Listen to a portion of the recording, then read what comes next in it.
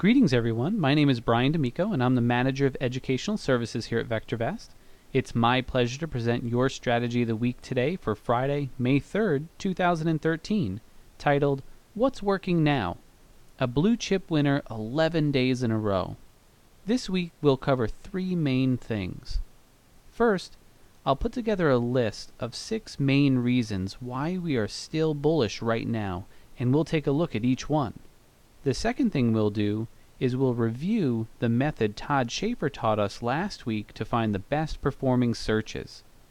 I use that method to find the top performing blue chip search, which I'll demonstrate this evening. So let's get started. Like I said, I put together a list of 6 reasons why we're still bullish right now. 3 of those reasons can be found right on the Home tab of VectorVest. So let's head over there right now. Here we are at the Home tab of VectorVest, where of course market timing is our headline story. You can see right here on the Home tab that there are 3 reasons why we're still bullish. If we look down here in the color guard, we can see the trend column. And in the trend column, that's where we get our first indication of a change in market direction. You can see in the first part of the trend column, which we call the primary wave, back here on April 22nd, it changed from down to up. And it's remained up ever since the 24th of April. The next thing that typically occurs after a primary wave up signal is a green light in the price column of the color guard, which happened on the 25th of April. After that, you can see that this green light right here on May 2nd has a little star next to it. And that means this green light was confirmed by our RT Kicker. So right there are 3 very clear indications of a change of market direction, and with the star here in the price column of the color guard, we even get an indication of a strengthening of that trend. Let's take a look at a few more. To do that, let's head over to the market timing graph. So I'm going to come up here and click on the Graphs tab. Here we're looking at the market timing graph using our enhanced ProTrader timing layout. It uses a few technical studies to analyze the market. And if we look down here at the MACD, we can see that here on the 25th of April, the MACD turned from negative to positive. And these MACD crossovers are a very good indication to help pinpoint meaningful changes in market direction. And you can see that even back here, back when it turned from negative to positive back in November, that was a great indication to enter that market. And if you look recently, not only did it cross positive, but it's been strengthening over the past week. If you look right above the MACD to the DPO, which stands for the Detrended Price Oscillator, if we look at the current date, the DPO, while it's not positive yet, it is extremely close.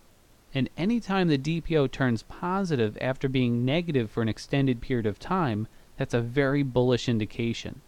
And you can see that here on the graph. If we look back here, it had been negative for quite some time, and it turned positive, and now is a great indication to get into that market. And if I extend this graph out just a little bit more, we can see after this extended period of being negative, the DPO started to poke its head into positive territory here, and it was letting you know that the market was nearing a bottom. And then the market soon took off after that. So again, the DPO is not positive yet, but it's very close. So that's the 5th reason, and the 6th reason we're bullish right now would be that if that DPO turns positive, we would then get a DEW up signal, because the price of the VectorVest composite is already above the 30-day weighted moving average. And we can see that clearer if I switch this back to 6 months, and you can see that right here. These DEW up signals are bullish indications, and you can see when I put those on the graph, and let me move it back out to 1 year. And you can see, while there are times when the market just moves sideways and there are some quick changes in the DEW, these DEW signals are very good indications of changes in market direction and give great opportunities for nice gains. And you can see a couple of those right here. So with these bullish signals, we want to continue to look for the searches that are performing the best. Last week, Todd taught us that method. Let's quickly review it. I'll start by removing these other indicators like the MACD, the DPO, and the weighted moving average, and the signals, and then I'm going to change the price to align. So I wanted to find out which searches performed the best from this bottom on April 17th until now.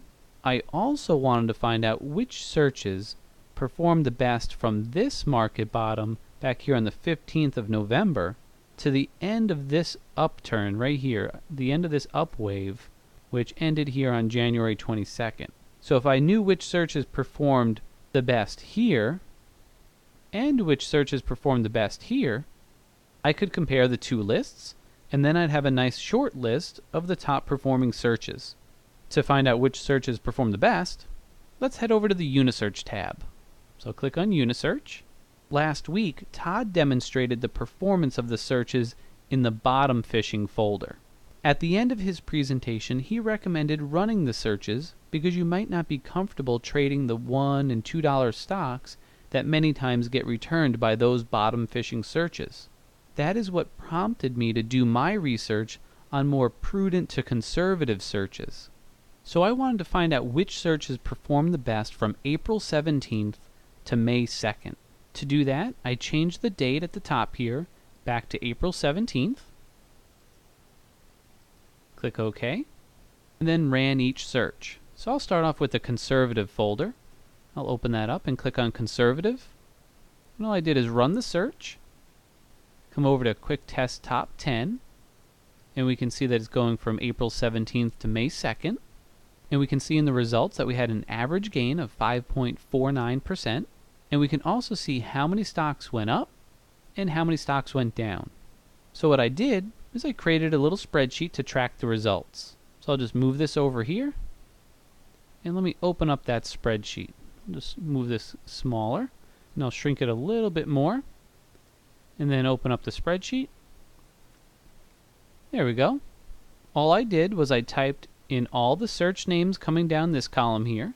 I made another column for the percentage gain, and another column for the percentage of winners, and then another column where I just multiplied those two numbers together. Here my results are for conservative, so I just typed in the percentage gain of 5.49%, and since we had 9 out of 10 winners, that'd be 90% winners. And you can see here, all it did was multiply those two together. So I just close the quick test and repeat it for the next search. So I'll come up here and close the quick test, come down to the next search, and do the same thing. So I'll just run it, quick test it. Again, I'll just move this out of the way just a little bit so you can see it better. And then pull up the spreadsheet and type in the information. So we got dividend payers. I'll type in 4.24% with 100% winners. All I did was then quick test each one of the searches that were left and fill in all the information. Let me zoom ahead and fill in all this information.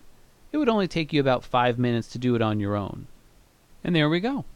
It's all filled in, and you can see that one did not have any results because no stocks were returned from that search. So then all I did was go back through and test all the searches again from November 15th to January 22nd. So what I would do is come back into the Unisearch and change the date back to November and choose November 15th. Click OK.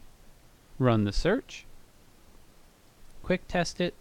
Of course, after the quick test is run, I need to change the date at the top. So I need to come in here and change the end date. So I'm going to test it from November to January, and I'm going to January 22nd. Click OK and rerun the test.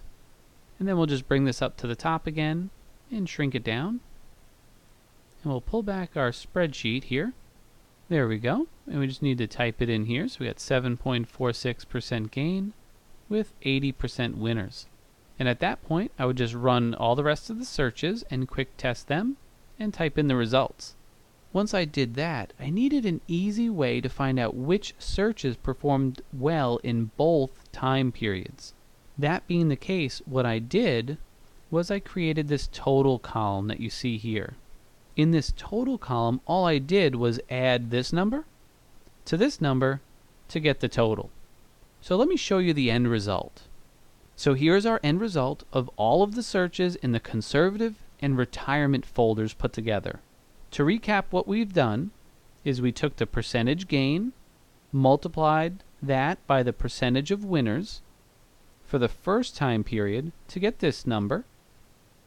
Then we took our percentage gain and multiplied that by the percentage winners in the second time period to get this number. Then all I did was add this to get the total.